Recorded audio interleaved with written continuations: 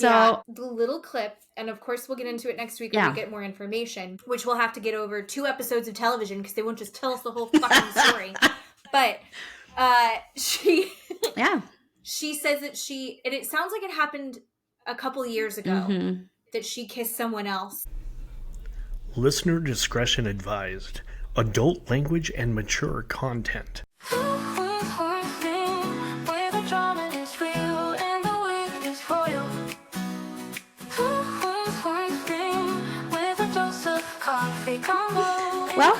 Welcome everybody to Two Queens, One Screen podcast. I am Keeley.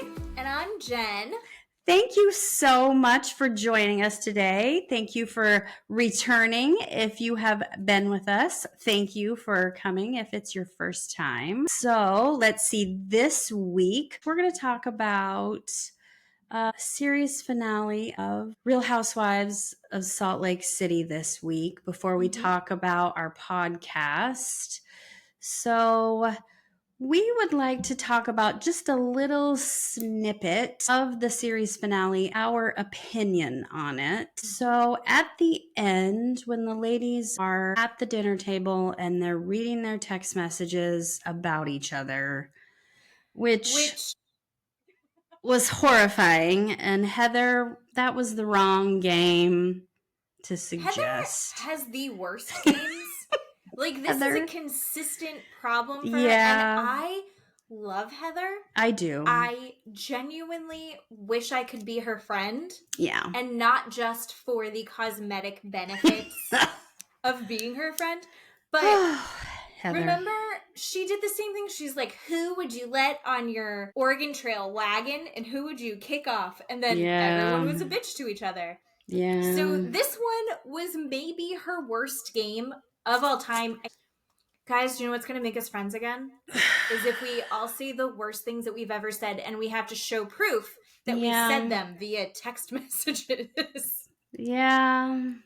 We just wanted to talk about what Whitney said about Lisa. Everybody said something about everybody else. Whitney chose Lisa, obviously, because Whitney and Lisa are having a problem. And they were the last ones. Yeah.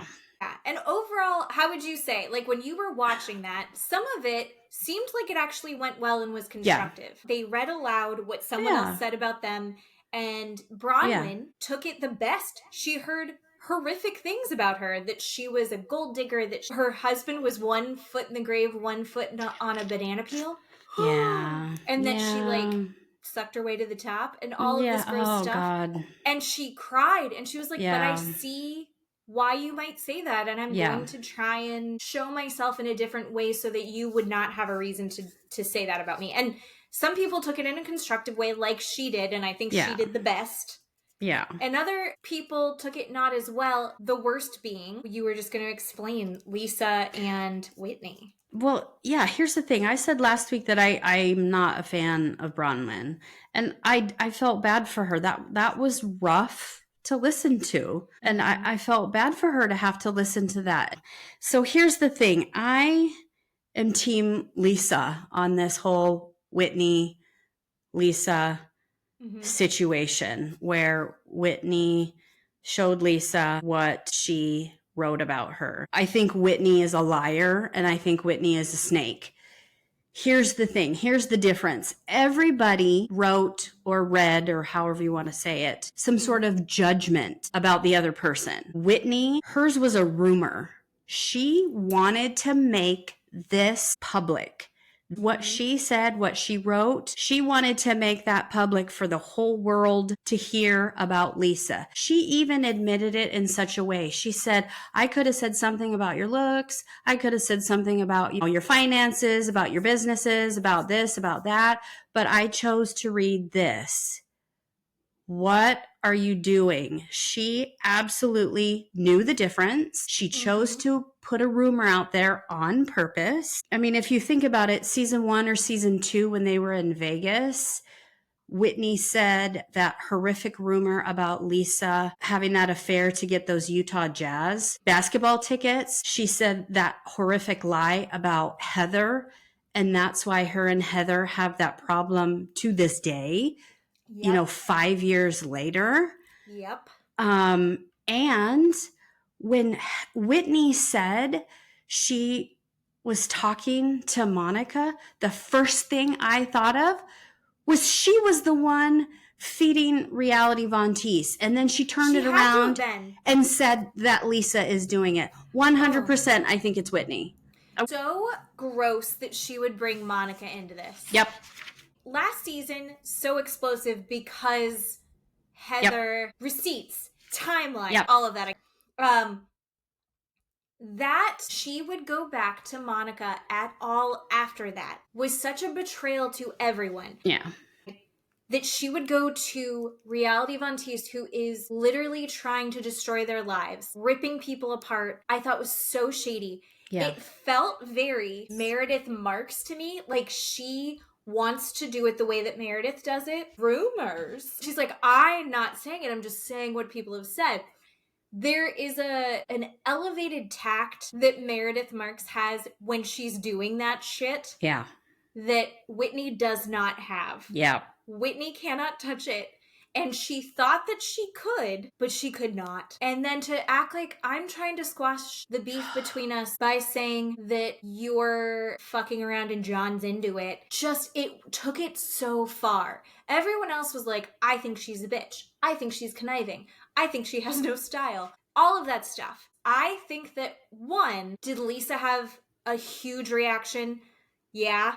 I think that ideally, in an ideal world, I want Lisa to win, and I wish that she could have responded to it without completely having a full meltdown. And I think if she could have responded cool, like if she could have Meredith Marksed it, it would have been so much stronger than her melting down, because then Whitney still has this little bit of, look at her overreacting. I'm doing what we're supposed to be doing, and she can't hear it. She's the one that's keeping us from moving forward.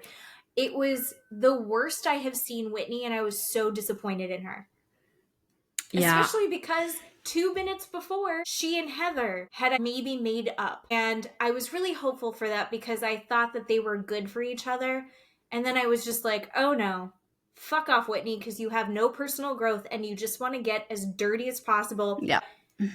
Ugh. And I do think that she gets her jewelry from Alibaba. I do too. So. Yeah, and I do think she returns her clothes and wears them with the tags on, 100%. Oh, do you think Lisa does it or you think Whitney does it? No, Whitney does it. Whitney projects. Yeah.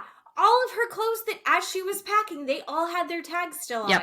And her husband was like, what is this? And she's like, oh, it's just new. You're sending it all back. Nope. Which is, you're supposed to pay. You're supposed to pay for these things. Yeah.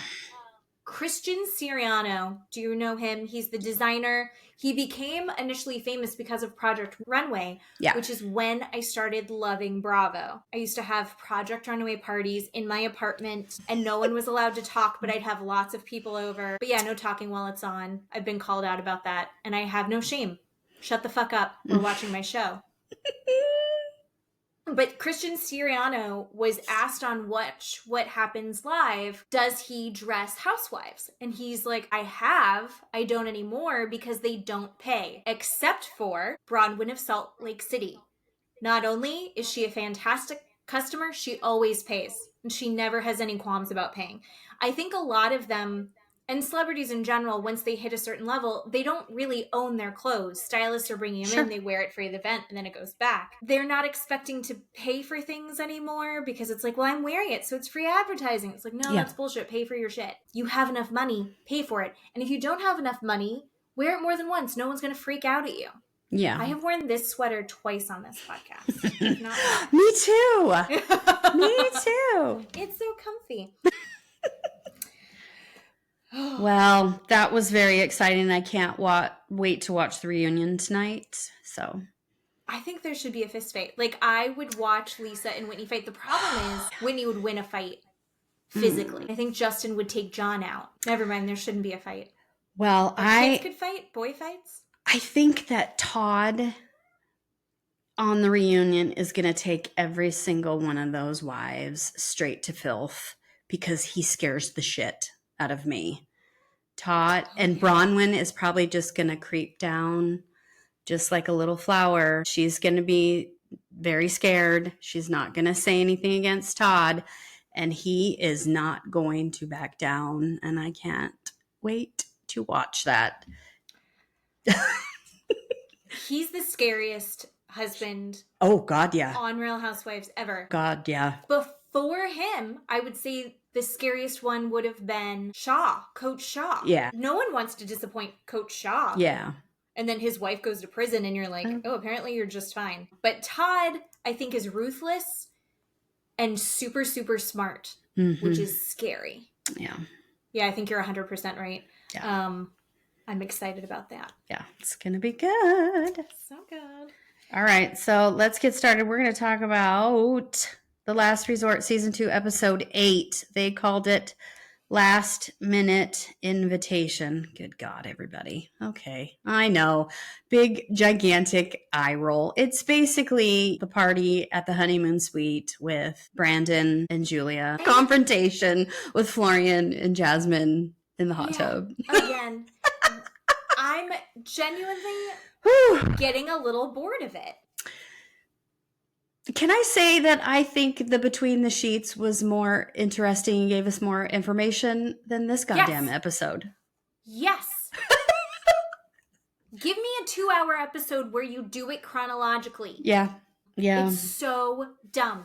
Yeah. And where are the therapists? Why did they have to bring in a new therapist?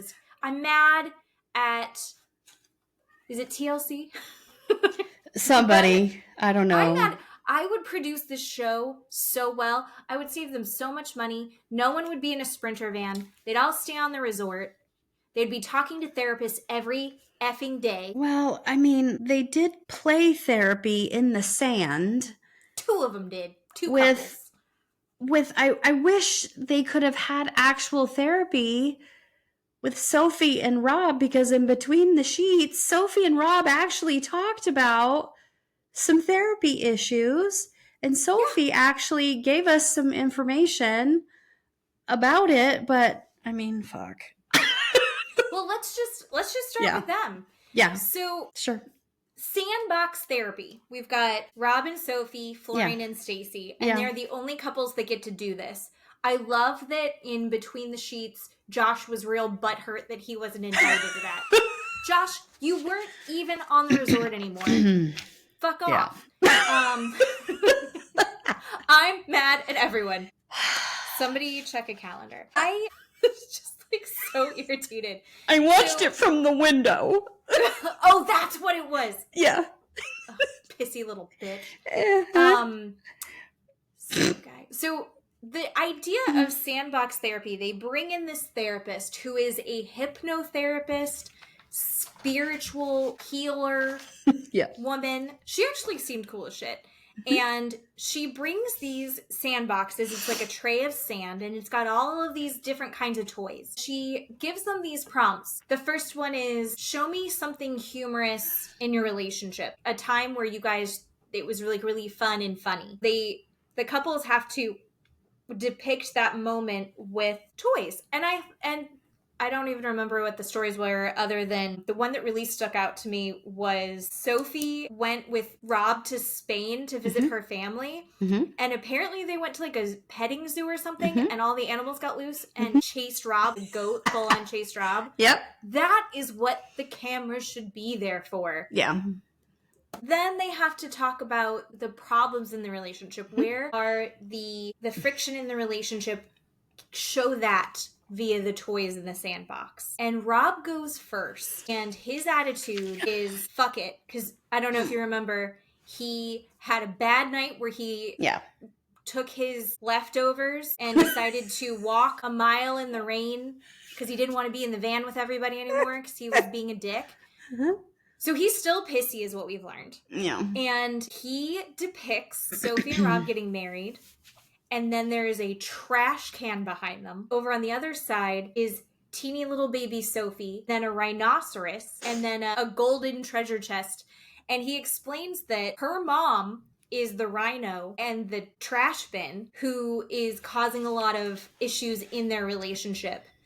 And it all stems from her being a young mom who was also an addict and Sophie kind of raised herself. When her mom is good, she's like her favorite person. They get along incredibly. It's the most important person in her life. And then when her mom's not doing well, because she's an addict and there's ebbs and flows of her sobriety, and how Sophie basically had to coddle her mom and cower down to her mom and whatever she was going through at the time, which may or may not have any place in reality or sense of logic to it, which is similar to how she has to deal with Rob. And she connects those, which I thought was great. But you see her really take that in from him.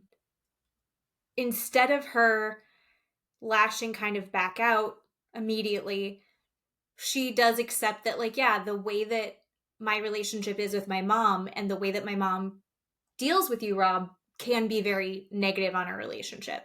And that outside force is really affecting us. Oh, how did you feel watching that part of it? Well, obviously he was coming in hot, like you said. Oh, yeah. He was already pissed off. They walked in separately at separate times. His face was just mad and scrunched up the whole time. He sat with his arms crossed the entire time. I don't even think they looked at each other the entire time. While he was describing the scene, she was crying. I think it hurt her feelings, which it would hurt my feelings too to hear that. But you're right. I think she connected the dots for their marriage. But what I thought about it is, if he knows all of that, why isn't he helping her? Why isn't he giving her any sort of grace? Why aren't they going to counseling? Why isn't he taking a step back? He is older than she is, significantly. I mean, I'm not talking 17 years older, but he's older than she is. Why does he make it her fault all the time? He never takes responsibility for anything. All he does is plop the blame on her completely for everything. And I'm not saying she's blameless. That's not what I'm saying. What I took away from that is if he knows all of that, why does he not help her? She admits, look, I don't play as a team, like you said. She sat there and admitted, look, when I came here, I was putting all the blame, 100% of the blame on him, which I thought was magnificent that she said that out loud. Like, that's super adult and super mature to say that. But for her to realize all of those things that she said in between the sheets, right? She had to raise herself. Her mother was her friend. Her mother was never around. Her mother was an addict. People in that environment a lot of times don't realize that. They don't realize that environment that's going on around them. Right. Until they're in a relationship with another person that turns the mirror around and shows it to them. Sure. And then that person says, you're this, you're this, you're this, and you're that. And then you're like, I am? He turns it around and says all of these things that are bad about her. And she's like, oh, okay. This is why it gets me so upset. He says all these bad things that she's doing, which I'm not saying, again, I'm not saying that it's right. Sure. Please don't get me wrong. But why doesn't he try to help her? So, not that I want to be on Rob's side. However, I do think this is not a new thing. One of the reasons they said this sand therapy was such a great idea, actually, Rob and Sophie are the ones that pointed out why this was such a fantastic exercise for them, was that they weren't really having to do the whole conversation through words. Yeah.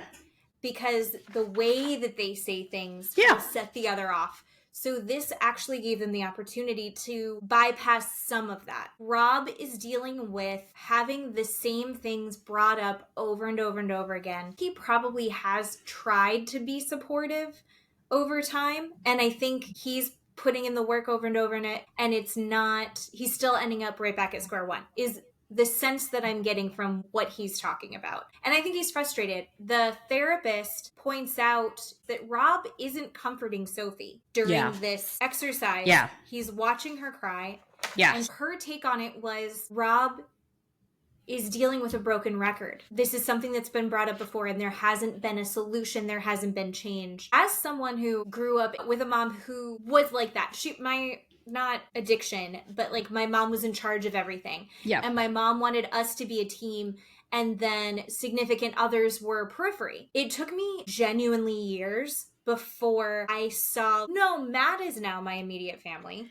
This is my immediate family that I'm choosing, and you're part of it to whatever degree we're comfortable with. You don't get to dictate this. We together dictate the interactions that we're going to have. And that becomes so hard because when a parent like Natalie's mom is so codependent on her child, and you are more friends with your kid than you are a parent. Yeah.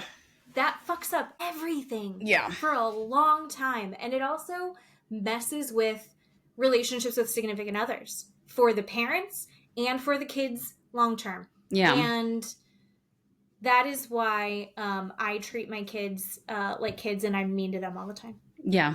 Well, just remember what you said. Yeah. When your kids grow up, right, and you want to be in your kids' lives, think about that, because I have that. My child is a grown-up, and I try and be in her life, and I get told I'm not her family. So, just so you know, listen to yourself. I'm just saying, I'm not trying to say what you said is wrong. Not saying that. That's not what I said. But what I'm telling you is I get told that I'm not her family anymore to my face.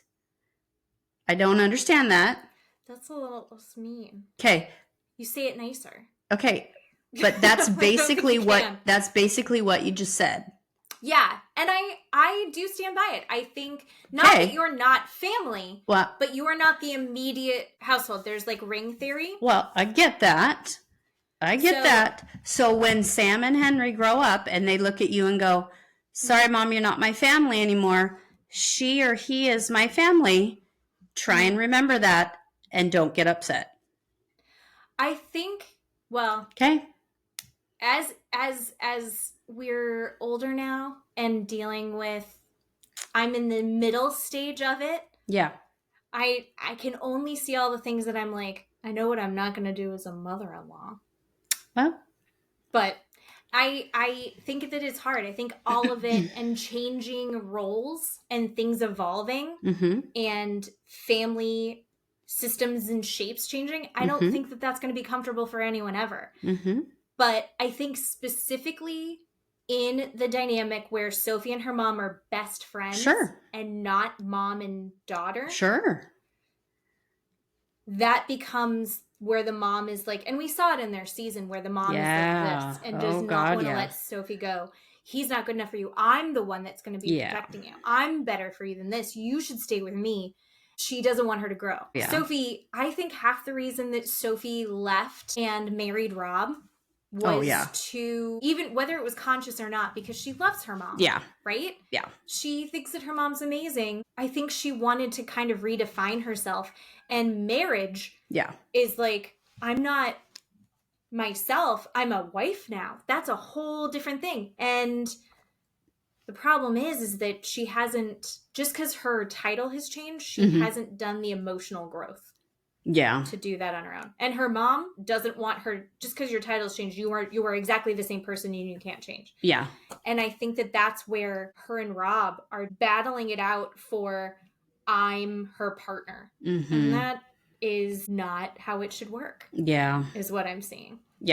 And I can relate to that. Where my mom did not want to see me partnered with someone else because she's the person. She wanted to be my person and I'm her person kind of thing. Does that make sense? So I understand what you're saying, but I'm going to be, I ideally hope to be very supportive of them having their person. You know? Of course. Of course you will be. I'm not saying you won't be. I'm saying your sons, either one of them or both, will have an opinion. Their spouse, their partner, their significant other, they will have an opinion and turn around and look at you and go, sorry. They're my family. You're not family anymore. my vote's not going to count. Nope. Yeah. They will say that to your face. Yeah. I mean, I have preteens, so they're already trying to explain to me that my vote doesn't count right now. Oh, it's not even a fraction of what it is right now. It's going to be that times a million. Yes. Yeah. Just so you know. Well, so they end up going... Let's see. We don't actually really see them anymore in the episode. They don't. Because most of this episode is about the honeymoon suite party that Julie throws. Yeah. They go back to their own room at the resort and they both get in PJs. It seems like they both felt like they had this little bit of moving forward, even though that was really hard and emotionally exhausting. They both felt like there was progress there. And you could see them being more tender with each other. She gets into PJs and he burritos her into the comforter and squeezes her all in. And he's going to let her relax for the night. And he's going to go to the party. And I thought that was quite sweet for her and supportive of her. And she was like letting herself be relaxed with him and letting herself be open with him. That was really nice to see that they maybe chipped away at some of what was pushing them apart.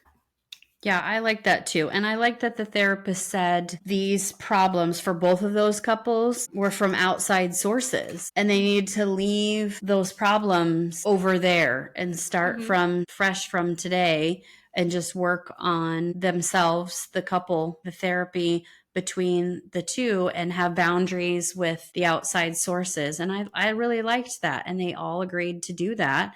And I think that's really necessary to have these boundaries with the problem outside sources. Focus on either the communication that they have a problem with and the outside source doesn't matter anymore, right? We're not going to argue about Sophie's mom, or we're not going to argue about Darcy with Stacey and Florian, right? We're going to just work on our communication with each other and how we talk to each other. I thought that was good. The way I think about it is, this is within the last couple years of therapy, like just being on the same team as your partner. Yeah. So like other stuff is happening. When it comes to someone like Sophie's mom, it becomes a triangle where everyone is on the same. And it can't be that way. It can't. And we'll talk about it in a second, but when Stacey and Darcy and Florian are all on the same level, it should be Stacey and Florian, and then they're dealing with Darcy. Not Darcy can triangulate between them. It's just really, really a hard thing to learn how to do. Yeah. Especially when Sophie's dealing with her mother, who has been her mother her entire life. And Stacey is dealing with Darcy, who is her twin sister. They've been sisters their entire life. Yeah. Do you want to go? We'll just go right into Stacey and Florian. Yeah. Because they are the only other couple who were at the sandbox therapy. Yeah. We got to hear a little snippet about it in the preview last week, but I think Florian is so closed off. And he's like, when I was growing up, I didn't need imagination. There were kids running around, so I'd play with other kids. And I'm like, yeah, what were you playing? Right. You play pretend. Right. He's like, yeah, I don't have imagination. I never played with myself. Like, okay. Oh, yeah. Oh, Florian. Stacey made me laugh because she made the comment that she was very surprised at how emotional she got. Stacey, you were emotional constantly. Oh, yeah. I think she's like, I was so shocked that I was so emotional. I was like, no one else was. No one else was surprised by that.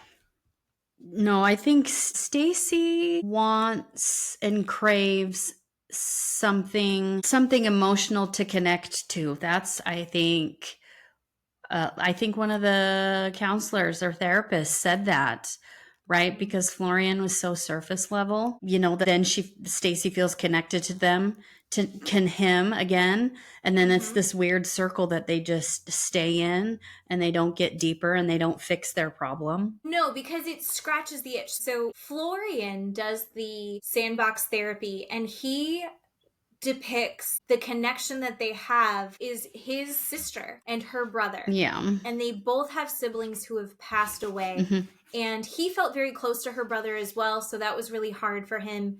And so they both have supported each other through this very significant losses. Yeah. then also they're dealing with the family unit is so important. She's got kids. She was very close with her parents. She depicts a very happy childhood, traveling around the world, and how lovely all that was and great. And then how she connects with him when he says something about their family passing and how close he is to her family. That scratches that itch for her of family is the most important thing. It is the foundation of our relationship. And so they connect on that. That triggers her to feel a lot of emotion, and they stop there. Yeah. Instead of going farther into the other things, they go, oh, we've reconnected on this. And they're so busy in this heightened state of reconnecting that they're not actually dealing with any of the problems. Yeah. Yep. I think that was a really interesting point because it seemed like when I was watching it, I went, oh, look at them. They're doing so great. And the therapist was like, nope. Not enough. This isn't nearly. Look at this guy. But it was like the other part of me, this is going back to they should hire me as a producer. What the hell? You're right there, therapist. Tell them that. Mm-hmm. Like, have that fucking conversation. Yeah. Move them forward. Move them through. Address it. Yeah. And instead what she does, and you can see it hit Stacey in the eyeball, is when she's like, you know, their issue right now does circle around Darcy. Darcy will be in Miami with them. She wants to go out and go clubbing. She goes out and goes clubbing with Florian without Stacey. Stacey's like, I'm old. I go to bed. But Darcy, who is her twin sister, is going out with Florian and apparently said to her, can you imagine? Darcy said to Florian, you would be better off single. Yeah. You should break up with my sister. She's married, but for some reason she wants Florian to herself or something. I'm not sure. Yeah. But as they have that conversation, the therapist's reaction is, well, maybe we need to have some family therapy and we should bring your sister out to deal with this. And you can just see Stacey going, this was about me and Florian. Yeah. And now I have to bring my sister into it. Hopefully it's helpful, but I feel like they glossed over a lot before they were like, bring Darcy in. Yeah. That's just gasoline on the fire, in my opinion.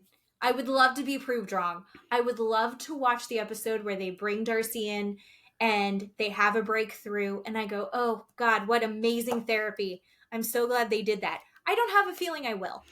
Yeah, no, I think you're right. I think they have quite a problem. I think a lot of their problem is their age difference because he's got anger issues like we saw. And I think, like Jasmine pointed out, she mothers him because of the age difference. And I think it's a culture thing where he's not quite sure maybe of what's going on, maybe in whatever situation is happening. So she probably has to explain it to him. He gets frustrated, you know, his anger pops up, and then, you know, there's some sort of situation. I think that's probably a lot of their problem is their age difference. That creates a huge issue, I think, in relationships. 17 years is quite a big difference. Stick a culture right in the middle of that. I don't know anything about Albania. I have no idea about that. So my very ignorant understanding, I don't have a deep understanding of it either. However, what I'm gleaning from this is that they do have this very like stoic, strong man identity. I think that that is something that is attractive to Stacey because she comes from this Jersey, New York, and she does it all the time in the scenes where she's like, what you doing? Shut the fuck up. Yeah. Like, but she's attracted to that. Yeah. And he's got that vibe to him. The other side of the coin is that he does have these anger issues. So he's like, I believe in respect. Mm-hmm. Later on in the evening, he is drunk. There's a massive hot tub. I have never seen a hot tub that big. I know. They're in a pool. It's pool. That is a hot tub. Mm-hmm. And I want to go. I want to go to there. They're at the pool, they're drinking, they're both like a little edgy, but they're trying to pretend that they're relaxing and having a drink, but you can tell there's tension there. And he is like, I'm not going, no one invited me to this party, everyone's going to this party, no, I'm not dressed for a party. It's like, no, you're in a robe and a swimsuit. But he's clearly inebriated. And so when Julia's like, come on, and he's like, no one invited me, I don't know about this fucking party.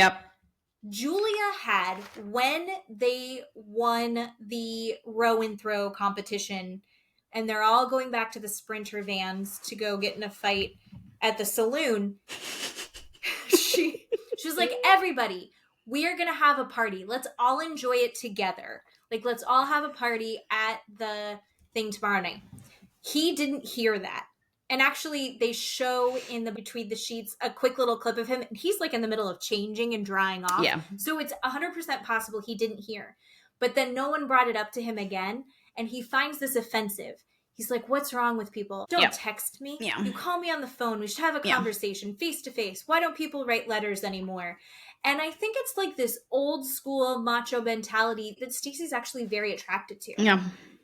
But the other side of the coin of that is he has not done any work on his anger issues because those serve him very well in that kind of culture, right? Sure. I could see him as a character in The Sopranos. Sure. Like, that fits right in. Sure. And she doesn't like that part of it. And she will get right up in his face and scream right back. I want them to see that. And I don't think they can because I don't think that's either of their cultures. I mean, she's a U.S. citizen, but she's also very, like, Jersey. Which is a different culture than our Make Sweet Midwest. I don't know that he believes in this whole therapy thing either. I honestly don't know if he understands what it is, really. Also, he doesn't really like talking about feelings. He really doesn't like drama. He really hates it when she cries or gets emotional in any way. You know, he says the word family and he knows she's going to cry. Sometimes he probably uses it to his benefit to get her to either stop or shut up or, you know, put out or something. He probably knows that is a trigger word for him, but I don't think he would use therapy in the correct way to ever get better or do something different. I think you're right. I think he doesn't see the value to him in it. But to his credit, he's doing it. I mean, he's there. He's there and he's participating.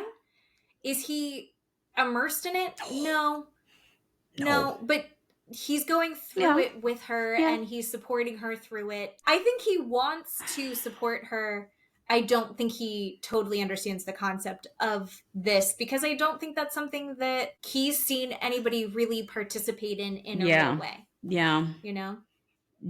And if he keeps, I mean, she says there's allegations of cheating. He's cheated in the past, whatever is going on. But, you know, if he's doing that or has done that, I'm not surprised by any of that because if he's out doing all of these things with Darcy or with that younger crowd, I mean, they live in Miami, for God's sake. I'm not surprised by any of that. If his culture is this macho man, I'm going to go do what I want, and he's younger, and she's in bed asleep, and she pays for everything. I just had a really awful thought. He has his wife. He has Stacey, who mothers him, takes care of everything, does the grocery shopping, the bills, pays. He also has her literal twin to go clubbing with. He's got both versions of this woman. How far has that gone with Darcy? It's wrong of us to speculate. Sure.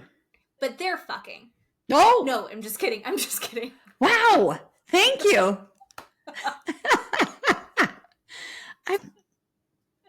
All right. But yeah, so he gets nasty about not getting invited to the party at the pool hot tub. And he's clearly drunk. And Julia's like, not getting involved in this. Not gonna let this escalate. But Jasmine's like, I will. So Jasmine goes running out and gets into a screaming fight with him. Brandon's like, I thought he was coming. What's going on? And so he tries to mediate it. Brandon's already pretty drunk. Florian's drunk. And Brandon's trying to calm Florian down while Florian's screaming at everyone. And then Jasmine comes in and screams even more. And it's just so funny because Florian can't hear himself when he's saying, why do none of you have respect? You fucking bitch! And Stacey's sitting there seething because she does see the irony in that. Yeah. But they end up not going to the party, and that bums Stacey out. And she says, I feel nasty. He brings this nastiness out in me. And she's looking at him, and just the contempt on her face. I don't think I want to be married to someone like you. I don't want to live like this. I don't want to be with someone like this. And she just says it directly, and it was like, oh. But she was pissed, and that's where that came from. Yeah, I can see Stacey, right brain, left brain, quite a bit with him, right? I can see her vacillating back and forth. She has this, why do I be married to you? You ruin everything. You have anger issues. Why am I here sitting doing nothing and not being in the party having fun? And then he says the word family, and she's like, I'm so connected to you. Our whole life is about family. I just think she's completely confused about everything with him. I feel so bad for her. It's sad that so little means so much. Oh, God, her. Yeah. Totally. Like that little bit erases all the bad. Yep. But then they start all over right over again. They're not learning. It's frustrating. Yeah. Yeah. But speaking of at the poolside, do you want to go on to Gino and Jasmine? Oh, Lord. Sure. Moving on to the other fight partner at the hot tub pool is Jasmine. Jasmine had gone to the party. She was the first person over with Brandon and Julia. The first person to show up. And we'll get to that. Gino goes to the pool party with Florian and Stacey first. They love each other. And you and I have thrown around the word bromance. Yeah. Stacey also threw that word around, and Florian didn't appreciate it. No, I don't think he understood it, but I think he also didn't like it once he thought about it. His macho mind did not appreciate what she was insinuating. But everybody sees it. Yep. Florian just wants to make Gino smile, and just being around Florian makes Gino so happy. Getting that attention from Florian. Yep. Gino is the happiest that he is when he's with Florian. And they're a fun little odd couple. Yeah. It was interesting to see them play around, and Benny shows up too. By the way, Benny and Ari are literally nothing in this episode.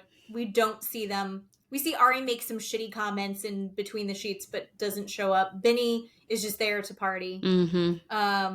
And have fun with everyone. Pretty normal for him. Yeah. But Gino and Jasmine had gotten into that fight earlier, and they're hinting about it or giving little details about it to everyone else separately. Hearing Gino's version of the fight was just really lame. And it looks like we're going to get more of his side and more of him explaining it to everyone next episode. But when they do both get into the party together after Jasmine has a massive fight with Florian, and Florian calls her a chihuahua, which she likes. Yeah. She likes that. They end up in the suite together. It's now actually become a party in the honeymoon suite. And they're both like, hello. Oh, how are you doing tonight? It's good to see you.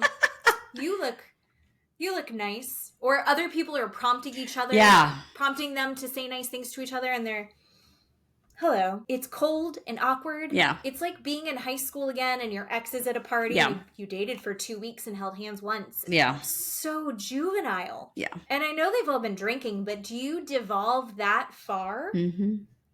It was disappointing. However, Julia was really enjoying Jasmine. Jasmine had gotten to the honeymoon suite first, as I was saying. Brandon is dressed up in a robe with his name embroidered on it. Yeah. And was wearing, like, aviators because he gets told he looks like a young Tom Cruise. Do you see No. he looks like a young Tom Cruise? No. No. I think he looks like a young Mitch McConnell. Yeah. I don't see Yuck. Tom Cruise. But apparently it happens a lot. Julia looks great, and he's like, we're in the honeymoon suite. We should have sex. look it, they put rose petals on the bed. And she's like, no, we're going to have a party. And he's disappointed by that.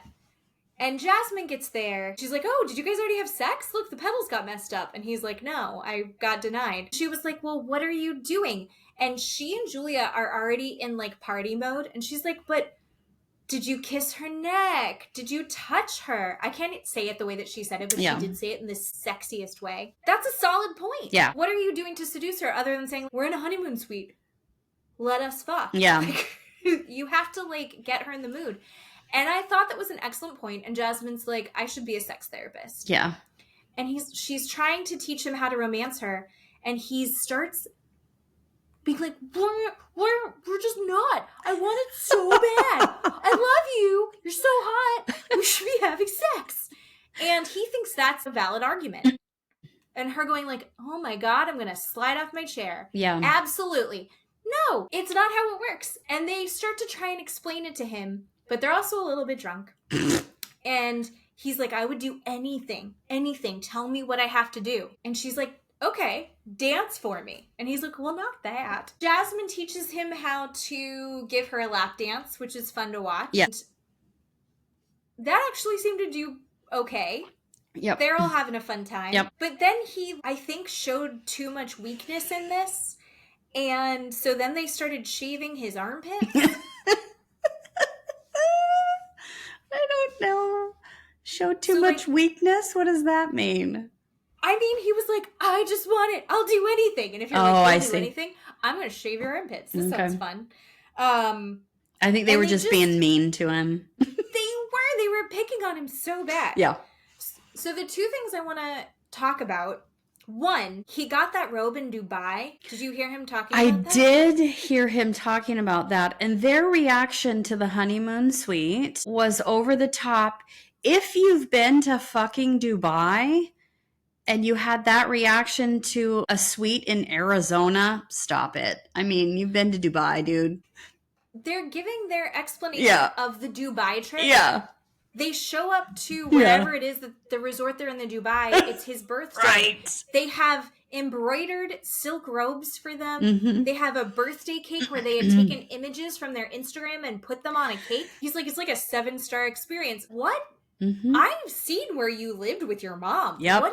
How did you get that? I want to go to Dubai. Mm-hmm. Apparently I can if he can. Yeah. We can't. Unbelievable. I can't. Seems insane to me. Yeah. Those things didn't match up. And then the other thing, as they're doing these shenanigans, running around, making him dance, shaving his armpit, him whining about not getting laid, Julia trying to like say, okay, maybe. Yep. Jasmine, in between the sheets, alleges, she tells a producer and then she tells Brandon this story that in between they're changing out a card or something, there's like a little teeny break. Julia grabs Jasmine and shoves her into a bathroom with her. And before Jasmine even knew what was happening, Julia's tongue is down her throat and they are making out. And Julia was like, listen, I've never kissed a girl before. I just want to know what it's like. And Jasmine's like, well, I needed to make a good first impression. Yep. And so they had a little tiny secret makeout that no one knew about until between the sheets. Mm-hmm. And then they ask Julia, and Julia laughs her ass off and goes, no. Who is lying? I think Jasmine is lying, and I will tell you why. Okay. Because in between the sheets, Julia and Sophie are talking about having sex and giving blowjobs. Mm-hmm. And Julia says, I don't like having sex. I think sex is kind of I'd rather just give blowjobs and be done with it. And Sophie's like, what? Really? Right? I'd rather have sex than give blowjobs. Like, I'm going to give a blowjob. I want to have sex afterwards. Really? So they have this discussion. Yeah. And I don't think Julia kissed Jasmine based on that discussion. And her laugh when she was like, no. And she wasn't even angry about it. Yeah. She was like, no. There's Jasmine being Jasmine. Of course I didn't. So yeah, I didn't really believe her. And then, but how sad. Like, not sad. Not here to pass judgment. So much judgment. she's like, I'm not really into sex. I just didn't enjoy it. You hear it and you go, oh, that means a little bit more in this whole weird Brandon and Julia not having sex. And then I remembered she was a virgin. Yeah. When she and Brandon got together. Yeah. So probably after seeing him dancing, I'm fairly certain that he's just really bad in bed. Yeah. And maybe Jasmine could help them. Maybe Jasmine could help them. Sure. Well, Julia said that Sophie is more her type than Jasmine. If she were to kiss a girl, it'd probably be Sophie, not Jasmine. I think, plus, if she just wants to give a blowjob and not have sex, right? She'd rather do that. I mean... Do you think she's asexual? Like, maybe it's just like... I don't know. I mean, did you...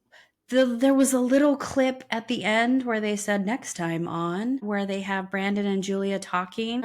They're in a group therapy. Yes. And I don't know if they're implying that Julia kissed someone or Brandon kissed someone. No, it's Julia. Okay, that's like, what I thought. Cheating. Yeah. So yeah, the little clip, and of course we'll get into it next week when we get more information, which we'll have to get over 2 episodes of television because they won't just tell us the whole fucking story.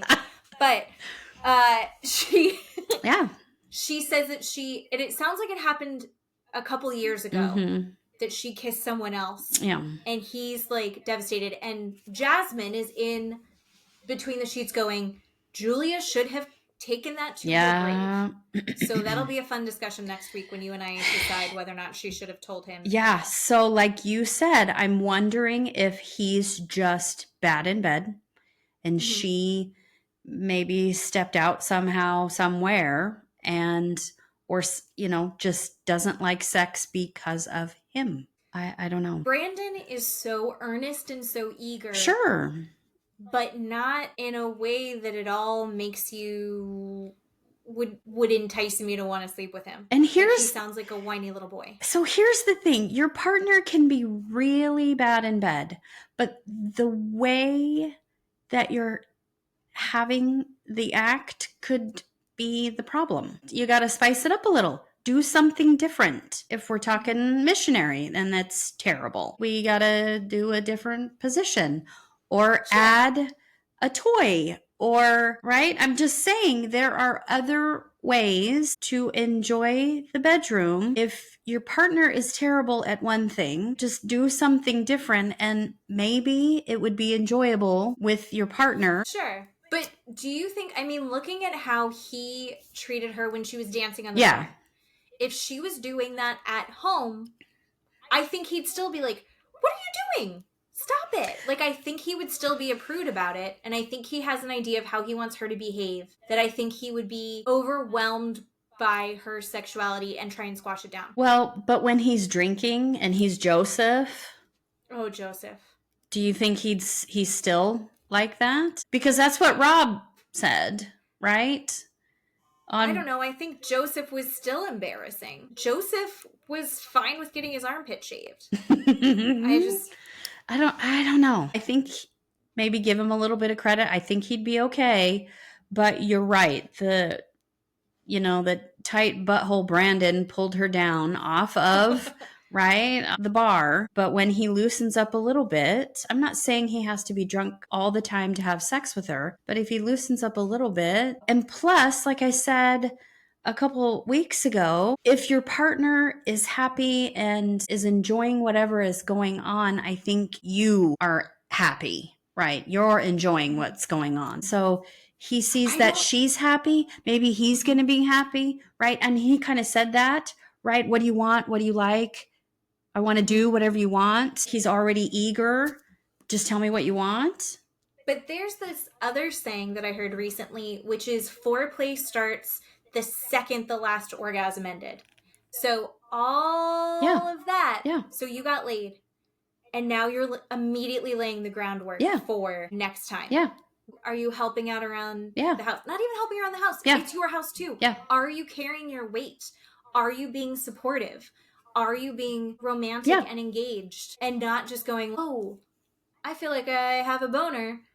when are we going to take care of this? It's a constant. Yeah. It should be something that you're engaging in. Yeah. Maybe not even necessarily sexually. Are you taking the trash out? Yeah. Did you help her pick up after the dogs? Yeah. Were you there for her when she was crying about her mom? Mm. That's all the shit. Yeah. She's clearly doing it for him. Yeah. I don't know. So that's where my issue goes. But party mode, they made a deal. This is the other part that kind of bummed me out. They literally go, listen, first we have party, then sex. Like, they made a decision and they shook on it. It was a bummer that she was like, oh, it's second nature for her for sex to be transactional in that way. I'll give you what you want, but I get to have my party first, okay? Yeah. Ugh, nope. Wrong energy, dude. Yeah. So, that was a bummer. Yeah. But seemed like the party was fun, other than awkward Gino and Jasmine. And then Natalie comes in. Natalie walks in. And she looked like such a sweet little prairie girl. She's got this little frilly top dress and her big old cowboy boots. She's been trying to call Josh. Josh, after sex therapy, disappeared. Yeah. And he's not answering. And the producer's like, wait, he left? And she's like, I don't know. And he's like, what if you call him? And she's like, it goes to voicemail. See? So he's just disappeared. So at least he was there to watch someone else have Sam therapy, and then otherwise, who knows? What my question is, why is the show letting him leave? Like, I know they're not holding him hostage or anything, but he signed up to be on a show and he's in and out. I don't understand this. I don't understand what we're doing with him. He just gets to leave and come and go. Who is he? Right. And she comes in, she's so doe-eyed. Her eyes are very wide. It felt very put on. I don't know. I feel bad for her. I don't know. Well, very similar to Real Housewives of Salt Lake City. Brandon, actually with good intentions, he heathered the shit out of this. He did. He was like, you know what Josh told me? He just... Let's play a game. Let's tell the truth. Let's play a game. I'm going to see the worst shit about you. So basically what happened is Brandon thought, I'm going to tell her what he's not happy about because it doesn't seem like he's explained it to her. I'm going to explain it to her and I'm going to fix their relationship. And he genuinely thought that. Everyone else was like, fuck Natalie, and went, we'll jump on this game. Mm-hmm. So Brandon's like, I was talking to Josh, and he said that what he's really craving is stability. And the problem is that you're like all over the place. And Natalie goes, but what does that mean? And immediately Julie and Jasmine go, you're crazy. It means you're crazy. And she's like, what do you mean? Me crazy? She knows. But Brandon genuinely was trying to fix this and to be helpful. And everyone's like, well, this is what Josh told me. Someone said, I don't want to get serious with Natalie because she's going to take all of my money and my business. What? I thought that was a little bizarre. And he's telling different people different things. They all kind of sound like the same thing in my mind. Mm-hmm. Like, she's insane and she's trying to take over my life. Mm-hmm. Natalie hears it as, all of you guys are saying different things. So why doesn't he tell the same story to everyone? In between the sheets, she said that one time she had suggested to him that she wanted to bring him a cake to his house. And he said that he would file a restraining order against her. Ugh. And she's like laughing at that. Like, that's a funny story. Yeah. And they were like, do you think he really would? And she's like, I don't know, maybe. If that's something that's seriously happening in your relationship, here's your sign. I know she acts crazy. I know she's all over the place, but I will say this till I'm dead.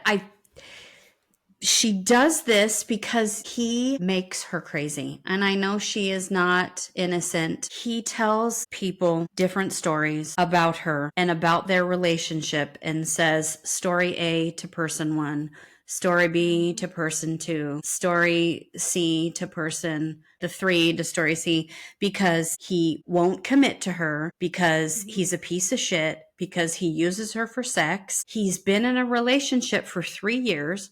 All she's asking for is to name whatever they are. All she's asking for is to be some part of his life. That's it. To be something. That's it. More than just a hole. That's it. Right? And he doesn't even want to get breakfast with her Nope. in the morning. Nope. But she keeps getting sucked back in. Yep. And I think part of that is that he finances a lot of things for her. Nobody here is innocent. No. But at the same time, I think he picked someone that their flaws are egregious enough that he can kind of hide his underneath. 100%. Yeah. It makes him look good and it makes her look bad. And he can just go have sex with her whenever he feels like it and dump her to the side of the curb. And he looks wonderful and she looks terrible. And I think it's disgusting. I feel terrible for her because a lot of the time she doesn't understand what's going on. No. Well, I don't think she's as dumb as she looks. I think that she's emotionally stunted. So I think that she is comfortable going around in these circles instead of evolving past it. She keeps getting dragged back into it. That's a choice she's making. She's choosing not to move forward. But why is it her choice to do that? He keeps calling her. Then you don't answer. You don't go back. Don't go back.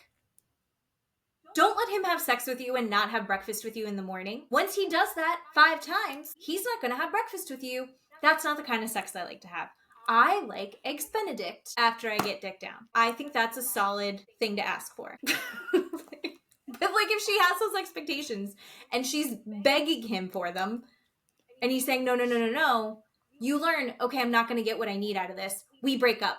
But then he calls again and she goes back to it. She's 39. She should have learned a lesson after 3 years. So it's her fault. No, he's a dick. But he's such a dick that you need to stay away. If you touch the stove, how can she stay away if he's gonna keep calling her? That's not her fucking fault that he's a dick. You can block a phone number. You don't have to get involved. You don't have to participate. But she's participating every time. And then he winds her up. And so it's she knows that he sets her off. She calls it out. I say I'm done and I'm not going to do this anymore. She doesn't mean it because she's going right back to it. So she's not being strong in her own words. She wants to be able to move on, but she goes back.